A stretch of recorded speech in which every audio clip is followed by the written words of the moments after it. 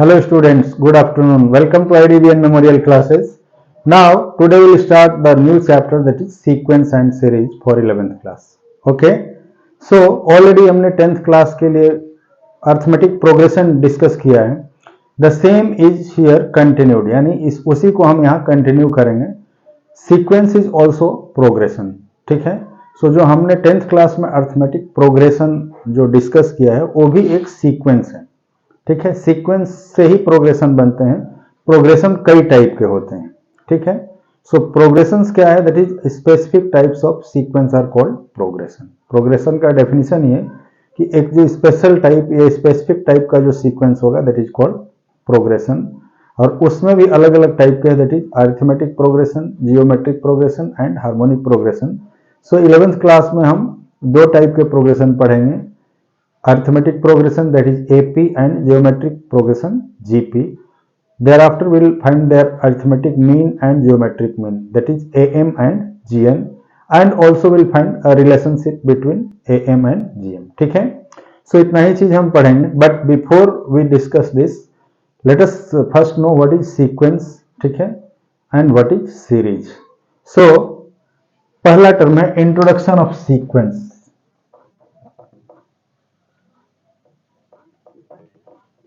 Sequence है क्या? ठीक है. जैसे हमने ऑर्डिनरी इंग्लिश में सीक्वेंस का एक मतलब समझाया, that is in a particular order, एक क्रम में कोई चीज लिखा हो उसको हम सीक्वेंस कहते हैं. So in mathematics the word sequence is use in same way as it is use in ordinary English.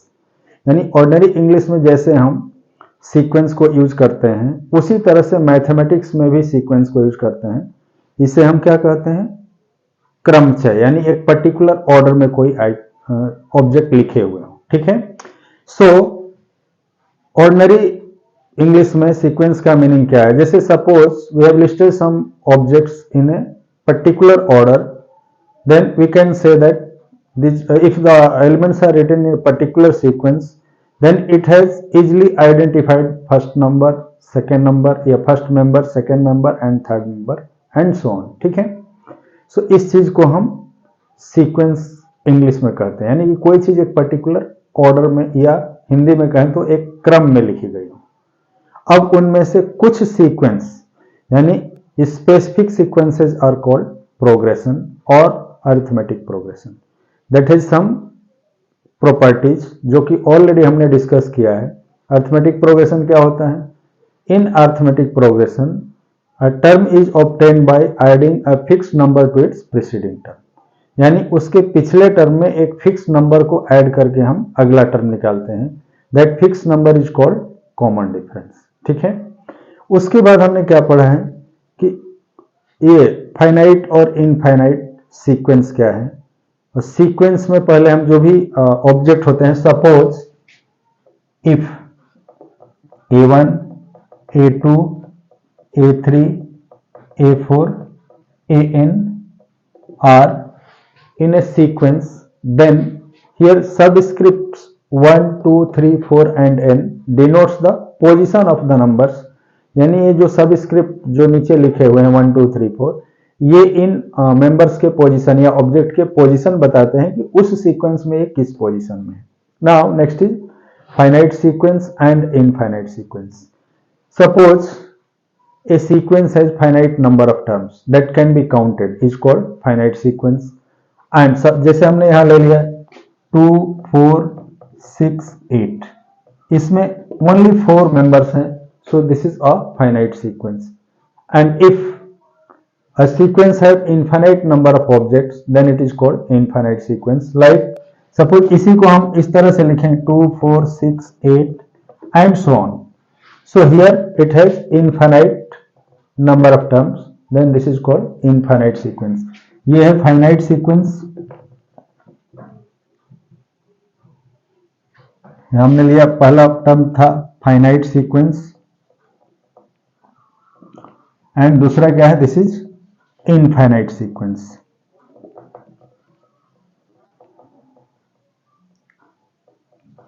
ठीक है. सो ये फाइनाइट सीक्वेंस है and this is infinite sequence, जिसके नंबर ऑफ टर्म्स को हम काउंट नहीं कर सकते हैं. ठीक है. एक और टाइप का सीक्वेंस आता है जिसके कुछ टर्म इक्वल गिवन हो, लाइक इसका नाम है Fibonacci sequence. Fibonacci sequence, Fibonacci sequence में क्या होता है कि यहां कुछ term like a1 equal to a2, first और सेकेंड टर्म सेम होते हैं। Now a3 third term will be equal to sum of first two term a1 and a2 and thereafter जो भी टर्म मिलेंगे वो पिछले दो टर्म के सम होंगे, that is and an equal to an-2 plus an-1, ठीक है। यानी जो nth टर्म है वो इसके जस्ट पीछे वाले दो टर्म का सम है। इस तरह के सीक्वेंस को हम क्या कहते हैं, फिबोनाची सीक्वेंस, ठीक है। तो इस तरह से हमने देखा। अब यदि कोई सीक्वेंस हो तो उसे हम कैसे लिखेंगे, लाइक हमने ले लिया कि इफ, सीक्वेंस और सीरीज में क्या डिफरेंस है, ये देखो, ये हो गया सीक्वेंस। If a1 a2 a3 an is a sequence, ये यदि एक सीक्वेंस है then it's corresponding series, then it's corresponding series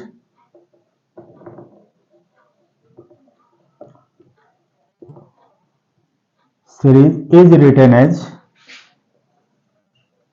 corresponding series क्या होगा, जो ये टर्म है इनके सारे टर्म का यदि हम सम ले लेते हैं तो then a1 plus a2 plus a3 plus an is called, then this is the corresponding series of this given sequence written as a1 plus a2 a3 an and in compact form, यानी इसको छोटे में हम यदि denote करना चाहें compact form, it is denoted by sigma notation, ठीक है।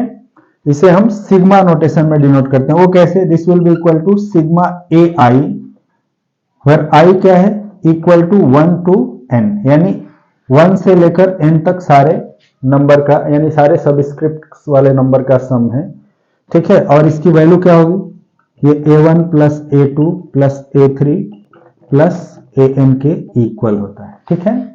सो ये है रिगार्डिंग सीक्वेंस एंड सीरीज, ठीक है।